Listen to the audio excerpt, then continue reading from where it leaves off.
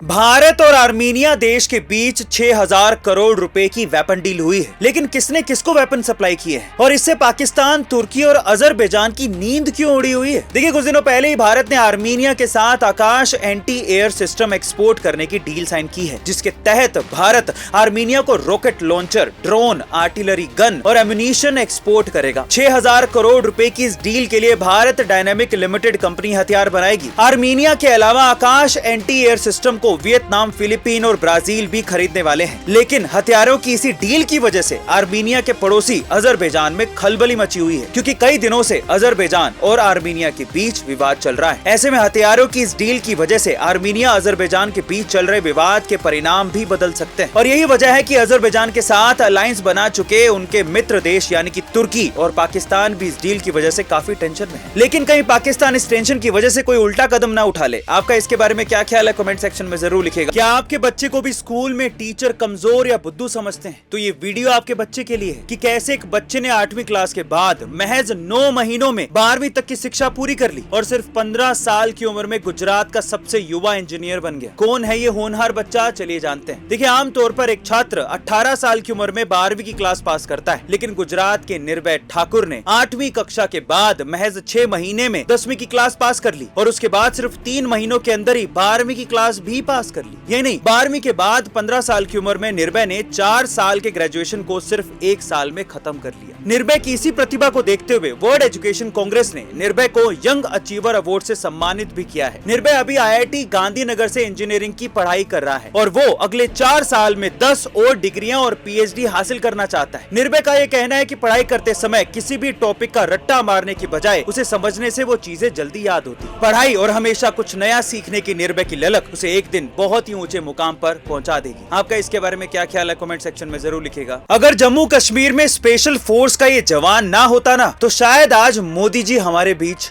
ना होते। काफी कम लोग इस जवान के बारे में जानते हैं। हुआ कुछ यूं कि 22 अप्रैल 2022 को प्रधानमंत्री मोदी जी एक रैली के लिए जम्मू जाने वाले थे। इसी बीच भारतीय सेना को एक खुफिया जानकारी मिली कि इस रैली के दौरान मोदी जी पर फिदायीन हमला होने वाला है, जिसके बाद special commando captain Rakesh TR अपनी टीम के साथ जम्मू पहुंचे और घेराबंदी शुरू कर दी। लेकिन आतंकवादियों ने घेराबंदी तोड़ने के लिए अंधाधुंध फायरिंग कर दी। जवाबी फायरिंग में कैप्टन राकेश ने एक आतंकी को मार गिराया और उस फिदायीन हमले को नाकामयाब करते हुए सैकड़ों लोगों की जान बचा ली। कैप्टन राकेश के इसी साहसी कार्य को देखते हुए राष्ट्रपति जी ने इस साल उन्हें शौर्य चक्र से सम्मानित किया है। प्रधानमंत्री के साथ साथ सैकड़ों लोगों की जान बचाने वाले कैप्टन राकेश के लिए कमेंट सेक्शन में एक हाथ तो बनता है। जय हिंद, जय भारत। क्या हमारे भारत के सामने चीन का रुतबा फीका पड़ने लगा है? क्योंकि भारत के एक पड़ोसी श्रीलंका के बाद अब दूसरे पड़ोसी भूटान ने भी चीन को जोरदार झटका दिया है, जिससे भारत का रुतबा बढ़ेगा और चीन का प्रभुत्व कम होगा। भूटान के राजा जिग्मे खेसर नामग्याल वांगचुक ने अपने भारत दौरे के बाद भारत भूटान सीमा के पास घेलेपू मेगा सिटी की घोषणा कर दी। ये प्रोजेक्ट भारत की असम सीमा के पास 1000 स्क्वायर किलोमीटर के एरिया में बनाया जाएगा। भूटान से शुरू होने वाला ये प्रोजेक्ट भारत से होकर रेलवे रूट के जरिए बांग्लादेश, म्यांमार और बाकी देशों से कनेक्ट करेगा। ऐसा इसलिए ताकि भूटान में फॉरेन इन्वेस्टमेंट आ सके, टूरिज्म से आने वाला रेवेन्यू बढ़ सके और भूटान की चीन पर डिपेंडेंसी कम हो सके। इस प्रोजेक्ट के जरिए भूटान सरकार भारत के साथ अपने संबंध फिर से मजबूत करना चाहती है और ये बात मोटा कर्जा देकर गरीब देशों पर प्रेशर बनाने वाले चीन के लिए एक बड़ा सेटबैक है।